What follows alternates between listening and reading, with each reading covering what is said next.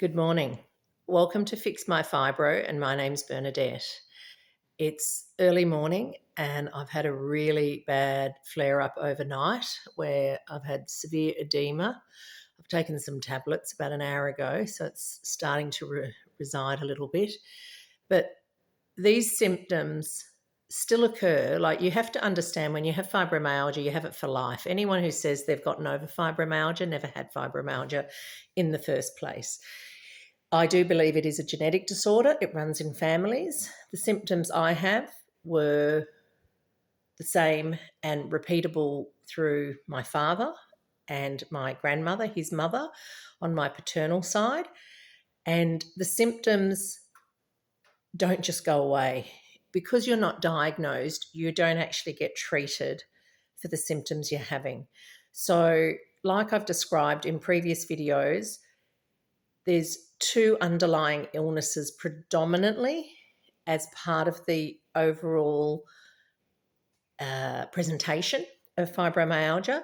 The first is the purine metabolism disorder, where if you have medium to high purines in your diet, you will get a severe reaction and have gout-like pains.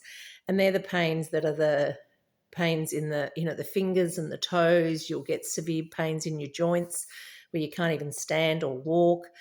And I find it interesting that when you talk about gout in males, in the monosodium urate type of gout, the classical type of gout, doctors don't go tell men that are affected by gout attacks to go out and exercise when they're having these gout attacks, or to, be overly physical. You're told to rest, drink lots of water, take medication to help with that gout and that purine metabolism disorder.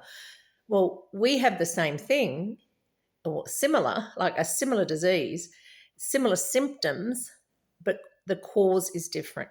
The cause from that gout, or from our gout, is, I believe, immunological in its presentation.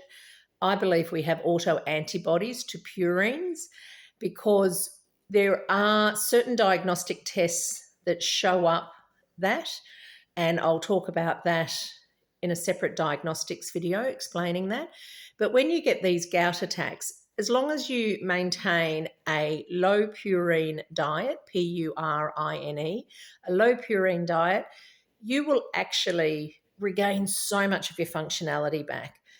What I'm having this morning is the other side of the illness, which I believe most fibromyalgics have, and that is called MCAS, MCAS, or what that stands for, what it stands for, is mast cell activation syndrome. Now, the problem is we don't get diagnosed with mast cell activation syndrome because the diagnostic criteria for mast cell activation syndrome does in part demand that you have a blood-based diagnostic test for certain enzymes to be elevated, and they're not.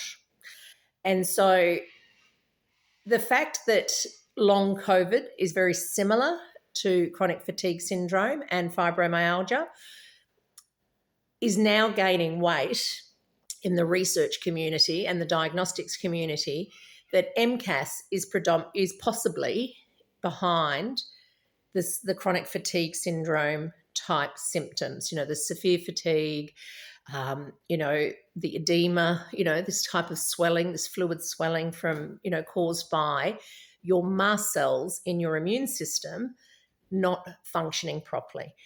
So you do need medication to manage that. There are supplements to stabilize your mast cells, and it's a lifestyle change. There are several things that happen in mast cell activation that are now much better understood. It was only actually characterized as an illness, I think, in about 2012, 2010, 2012. So the fact that it's new in the medical community means that your general doctors don't understand it, your GPs, your general practitioners that you visit on a day-to-day basis, they don't understand mast cell disorders.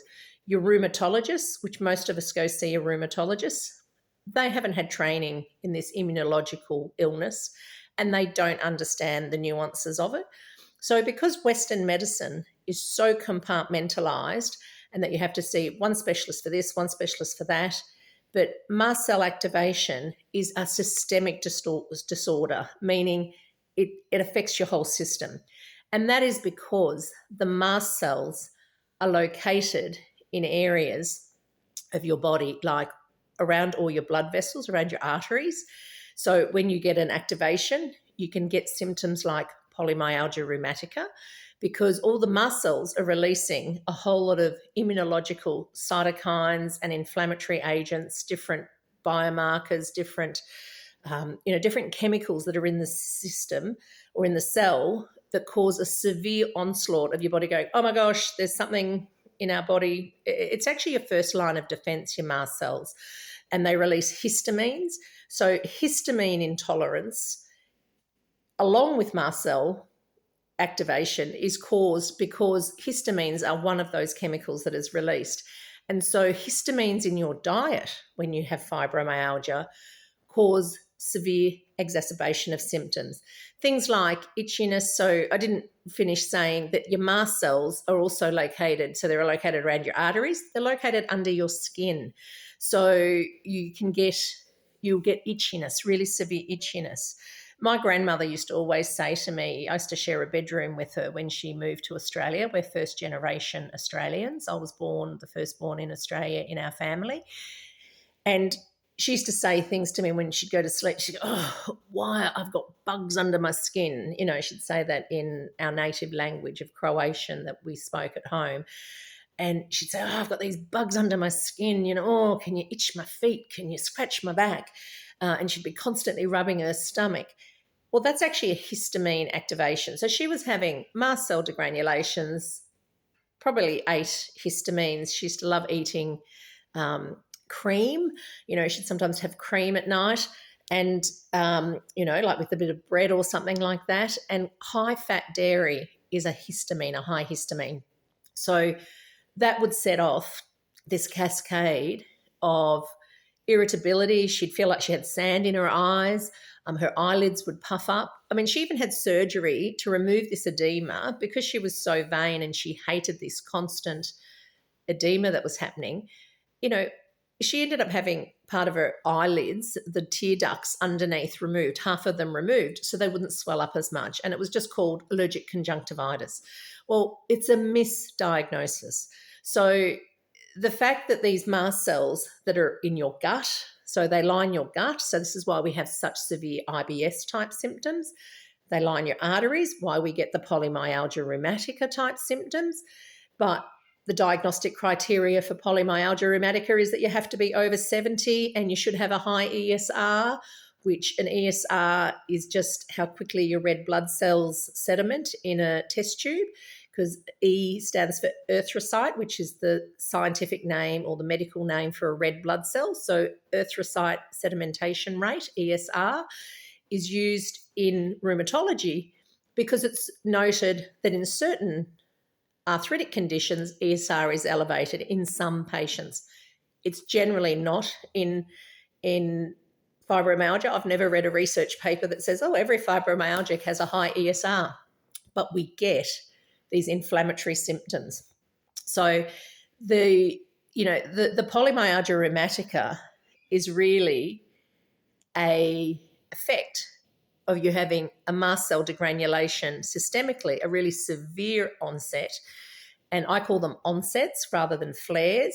A flare is a smaller thing where you're getting like just the histamine, more symptoms, or, the stresses that relate to mast cell activation, things like heat changes, heat intolerance, changes in heat set off mast cells, stress, trauma will set off. So if you have a car accident or you've had some severe trauma of some type, you'll get a mast cell degranulation.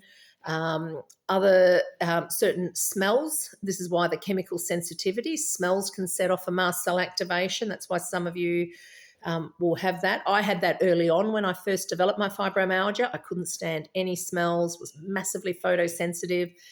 But then I went on a course of steroids that settled it down, and I don't get that severity of the smells and the like.